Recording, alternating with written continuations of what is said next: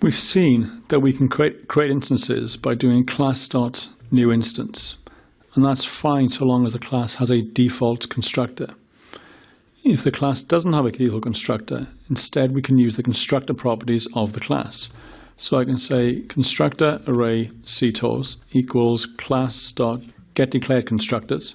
Then from here, we know in this case the class has two constructors, as we've seen this previously. We know we have the default constructor on one that takes an int as the parameter. So in my code, I can say ctors1, so take the first constructor, which would be the one with a single parameter, and then call new instance on this.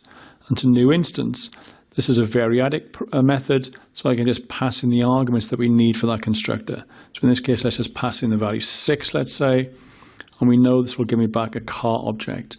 Now this obviously defeats the purpose slightly, as I'm using reflection to create an instance of a car when I already have the car type actually in my code.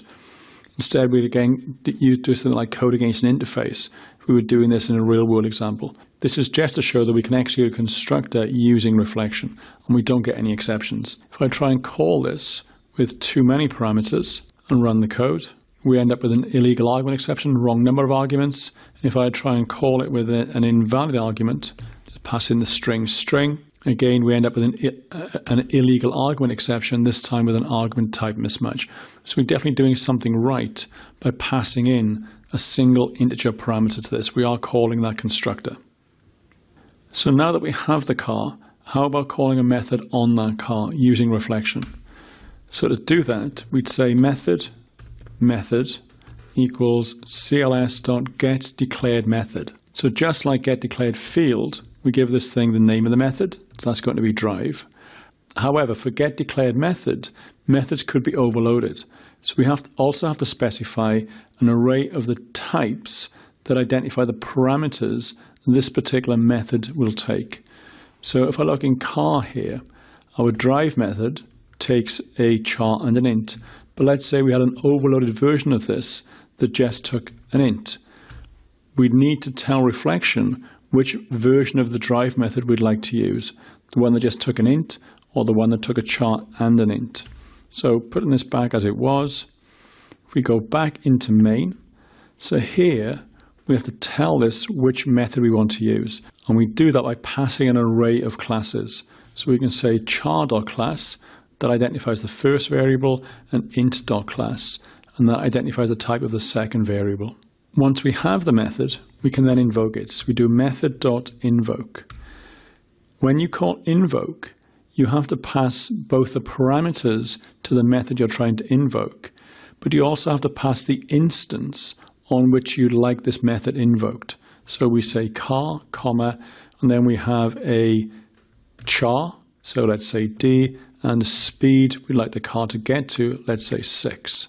And if I put a breakpoint on the invoke call, go into car and put a breakpoint on the drive call, then go to the debugger and debug this application. Then we break at invoke. If I just leave this guy run, then we're now inside the drive call. And inside here, if we look at drive, we see that's been set to the value of D, and desired speed that we pass here is set to the value of 6. A couple more things to think about when invoking methods. Firstly, what about static methods? So on car, I've added a static void method called print, and that just prints out hello world. We can invoke this in a very similar way. So again, I can say method equals class.getDeclaredMethod and pass the name of the method, which in this case is print. Print takes no arguments, so we don't need to pass anything extra to getDeclaredMethod. When I have the method object back, I can say method.invoke, but now we're invoking the method and we don't have to use an instance as it's a static method.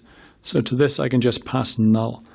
So null here says treat whichever method is being referenced by the method type here as a static method.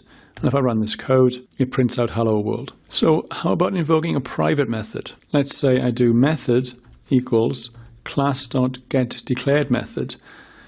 And in the car class, we have a couple of private methods. Let's use accelerate, as it takes no parameters. So we can say method.accelerate and then try and do method.invoke. And we'll invoke it again on the car object, and accelerate doesn't take any parameters either. So if I run this code, the code explodes and it throws an exception. It throws an illegal access exception. So by default, we are not allowed to execute private methods. However, there's a simple way to get around that. We can say method.setAccessible to be true. So by default, setAccessible is false, and you can't access private methods. But by setting the flag to true, then we're allowed to do this. So again, if I run the code, the method executes. Now be aware, this is not a free lunch. We can't simply go ahead and access private methods. It's possible that a security manager might be involved, and the security manager can prevent this behavior.